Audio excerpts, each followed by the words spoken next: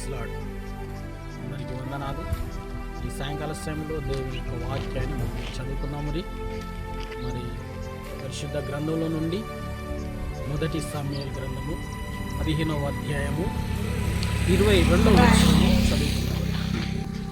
అందుకు సమూయేలు తాను సెలవిచ్చిన ఆజ్ఞను ఒకడు గైకొనుట వలన యెహోవా సంతోషించినట్లు ఒకడు దహన బలులు అర్పించుట వలన ఆయన సంతోషించిన. ఆలోచించుము, బలులు అర్పించుట కంటే ఆజ్ఞను గైకొనుట, పోటేలు కొవ్వు అర్పించుట కంటే మాట వినుట శ్రేష్టము. హల్లెలూయా. ఈ మాట ప్రవక్త అయిన సమూయేలు పలుకుతున్నాడు. ఇజ్రాయేలుకు మొట్టమొదటి రాజు ఎవరంటే సౌలు.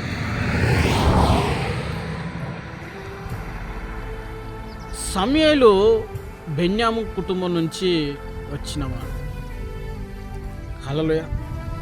ఇక్కడ ఈ మాట రాసిన మాట ఏంటంటే, బలులు అర్పించుట కంటే ఆయన మాట గైకొనటము మేలు అంటున్నాడు. హల్లెలూయా. మనం దహన బలులు అర్పిస్తాం, పోటేలను అర్పిస్తాం. ఈ బలుల కంటే శ్రేష్టమైనది ఏంటంటే ఆయన ఆజ్ఞ గైకొనటమే శ్రేష్టము.